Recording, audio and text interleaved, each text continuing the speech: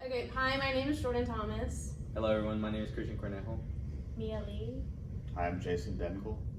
and today we'll be discussing publicly traded partnerships. Alright, hello everyone. So today's agenda is we're going to start off with an introduction, and then we're going to discuss the definition and the structure of a publicly traded partnership, and then discuss some benefits and drawbacks of investing in a publicly traded partnership, as well as walk through a K1 and end it with a summary and an open-ended question and answers.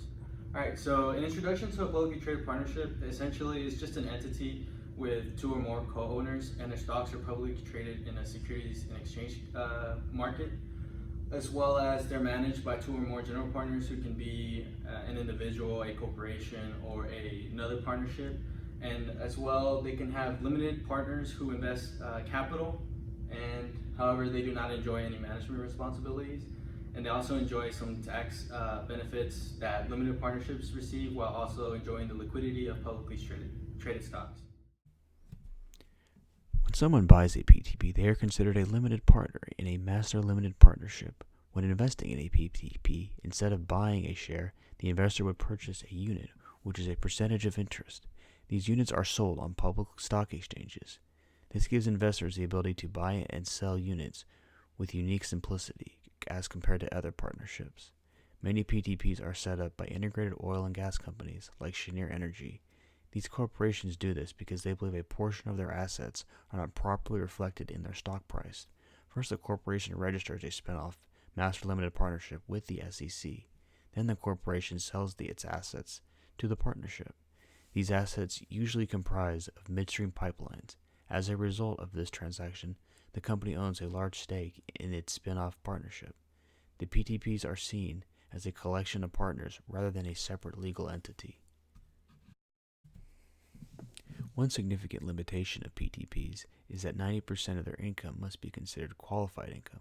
Qualified income can be in the form of passive, through interest, dividends, and rent, and non-passive in the form of exploration, development, mining, refining, marketing, and transportation.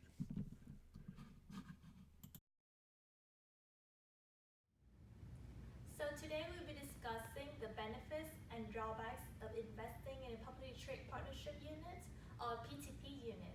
A PTP unit is equivalent to a publicly traded corporation stock. So you might wonder, what is the most recognized benefit as an investor of a publicly traded partnership unit? Well, will you be excited to see that your stock is yielding 10% annually? Yes. This is the main reason why PTP units are superior to public company stocks. What makes them appealing is the chance for higher return in excess of the broader market annually. In 2019, for example, many PTPs offer a high yield of 5% or more. In rare case, PTPs have a double-digit yield of more than 10%. At the time that the S&P 500 index is yielding just 2% on average right now, the PTPs are obviously outperforming many of the publicly traded corporations. Investing in a PTP unit is the special tax treatment. While having the liquidity of a publicly traded corporation, a PTP is treated as a limited partner for tax purpose. These taxing methods mean that all profits and loss are passed through to the limited partners. In other words, the PTP itself is not liable for corporation tax on its revenues. Rather, the partnership income is allocated to and taken into account by and only by its partner, thus resulting in a single layer of U.S. federal income tax. Compare that to a corporation that was taxation at the corporate level and at the ownership level. A PTP is actually more advantageous in terms of tax.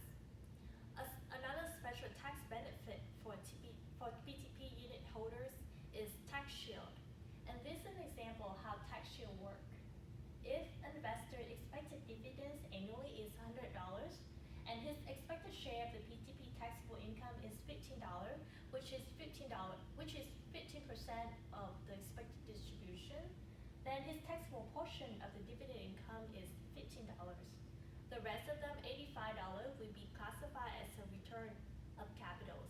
And tax are not owed on returns of capital until the PTP unit is sold, resulting in deferred income as long as the distribution is less than the investor's basis.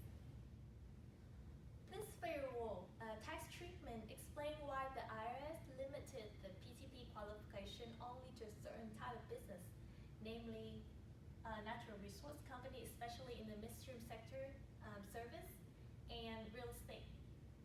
The midstream sector involved mainly the transportation either by pipeline or tanker, truck, of crude and refined petroleum products.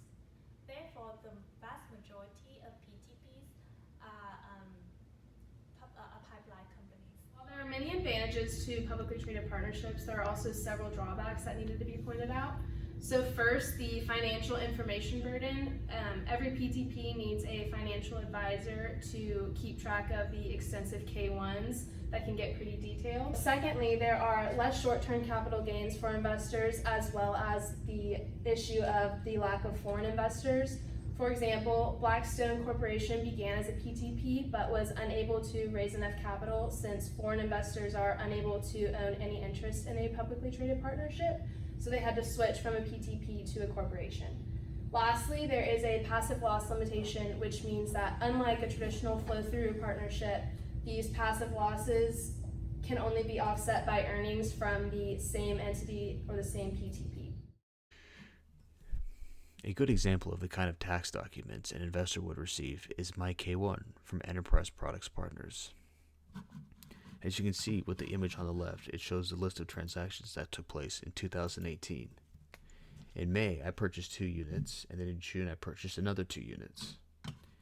The middle image shows a list of descriptions that are important having to do with the investment, specifically the estimated tax basis of 102, which must be tracked. Another good item is the 199A and the passive activity losses. Now on the right, this is the very important document, the K1, which must be reported. It shows ordinary income of -5, distributions of 4, as well as being on the tax basis accounting method. I would encourage everyone that when you're investing to check out PTPs, especially if you're an investor that's looking for cash flow in the form of dividends or distributions. I think they're one of the best investments. This year alone, I've purchased already a few hundred more shares. So in summary, we have discussed the publicly traded partnerships 90% requirement of income, which must be from qualifying sources as outlined by the IRS. We also discussed how their PTPs are similar to master traded partnerships, and as well discussed the benefits like high dividend yields, tax savings, diversification, more structured asset management. Some of the drawbacks with the publicly traded partnerships that we discussed is the financial information burden that comes with records management, unpopular with investors who are interested in short-term capital gains, and also passive losses are capped. And we also discussed a sample K1 where we walked through all the activities that occur with the publicly traded partnership. A quick question and answer exercise. So question number 1, what is Enterprise Products Partner ELP's 2019 dividend yield? If you remember from the beginning of the presentation, the answer is 6.4%. And the second question is, how does a PTP shield its investors from paying tax on dividends? The answer to that is a portion of the dividends are treated as a return of capital, and thus the tax is deferred until liquidation of the PTP.